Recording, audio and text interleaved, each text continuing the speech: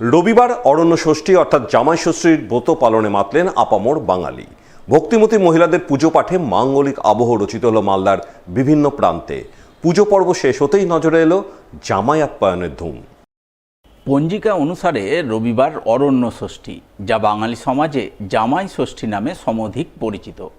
তাই দিনটি উপলক্ষে এদিন সাত সকাল থেকেই মালদা জেলার বিভিন্ন প্রান্তে মা ষষ্ঠীর পূজা আরাধনায় ব্রতী হন ভক্তিমতী মহিলারা।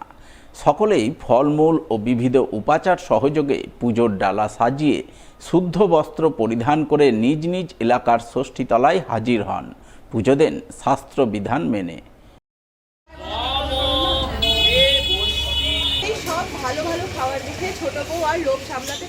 এদিন জামাই ষষ্ঠীর ব্রত উদযাপনের পূর্ণ ছবি ধরা পড়ে মালদা শহরের বিভিন্ন এলাকায়। শহরের ফুলবাড়ি 2 নম্বর গভর্নমেন্ট কলোনি, গয়েশপুর, মনস্কামনা রোড, কৃষ্ণপল্লী, মালঞ্চপল্লী, বুড়াবড়িতলা, মকদমপুর, বাঁধ রোড ইত্যাদি এলাকার ষষ্ঠীতলায় সকাল থেকেই ধর্মীয় আচার নিষ্ঠা মেনে পুজো পাঠের ছবি নজরে আসে। ভক্তিমতী মহিলারা বটগাছে ফলমূল নিবেদন করে তেল হলুদ মাখানো মঙ্গল সুতো বেঁধে দেন। তালপাতার পাখা বাঁশপাতা দিয়ে শান্তি জল ছিটিয়ে সন্তান সন্ততি সহ পরিবারবর্গের মঙ্গল কামনা করেন। অরণ্য ষষ্ঠী মানে ঘরের বাইরে গাছতলায় মহিলাদের ব্রত উদযাপন।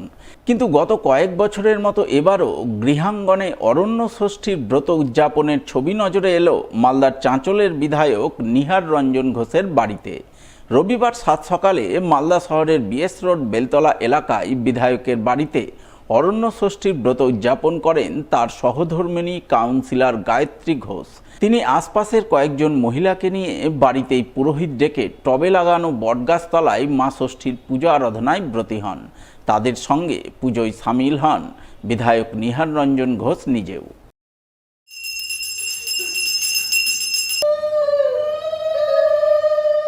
মালদা শহর ছাড়িয়ে পুরাতন মালদা শহর এলাকাতেও এদিন অরণ্য ষষ্ঠী অর্থাৎ জামাই ষষ্ঠীর ব্রত উদযাপনের ছবি চোখে পড়ে।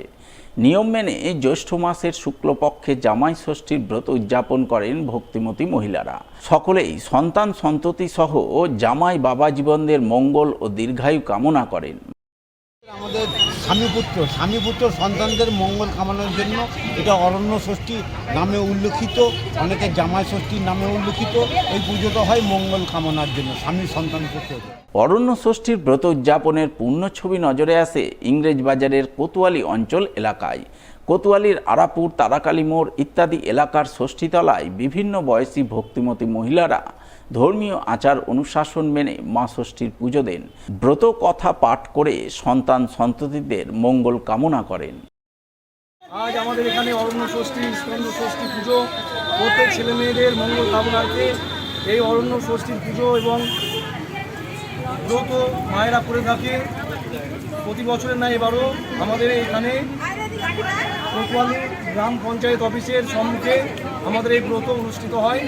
এই ব্রত প্রত্যেক মায়েরাই ছেলে মেয়েদের মঙ্গলের জন্য করে থাকে। জামাই ষষ্ঠীর ব্রত উদযাপনের ধুম চোখে পড়ে গাজলেও। গাজলের বিভিন্ন এলাকায় ভক্তিমতী মহিলারা মা ষষ্ঠীর পুজো পাঠে ব্রতী হন। সন্তান সন্ততি সহ পরিবারের মঙ্গল কামনায় পুজো দেন। এই উপলক্ষে গাজলের বিভিন্ন ষষ্ঠীতলায় রচিত হয় উৎসব মুখরতা। এটা অরণ্য ষষ্ঠী পুজো প্রতি বছরই হয়। সন্তানের মঙ্গল কামনার জন্য আমরা করে থাকি। এবছরই প্রথম করেছি। 40 বছর ধরে হচ্ছে এই বাচ্চাদের মঙ্গলের জন্য সবাই যে যা মনস্কামনা করে বাচ্চার জন্য। এদিকে জামাই ষষ্ঠীর পুজো পর্ব সম্পন্ন হতেই বাঙালির ঘরে ঘরে জামাই আপ্যায়নের ধুম পড়ে যায়। জামাই বাবা জীবনরা শ্বশুর বাড়িতে চর্ব চুস্য লেজ্জ পেয় সহকারে কবজি ডুবিয়ে ভরি ভোজন করেন। তাই ভুরি ভোজনের আয়োজন করতে রবিবার সকাল থেকেই শ্বশুর শাশুড়িরা মহাব্যস্ত হয়ে ওঠেন। সকাল সকাল দই মিষ্টি মাছ মাংসের দোকানে ভিড় জমান। জামাই আপ্যায়নের জন্য বাজারের সেরা জিনিস কেনাকাটা করেন রীতিমতো পাল্লা দিয়ে। এক কথায় জামাই ষষ্ঠীর দিনে বাঙালির ঘরে ঘরে জামাইদের আদর আপ্যায়নের চিরায়ত ছবি ফুটে ওঠে, তা বলাই বাহুল্য।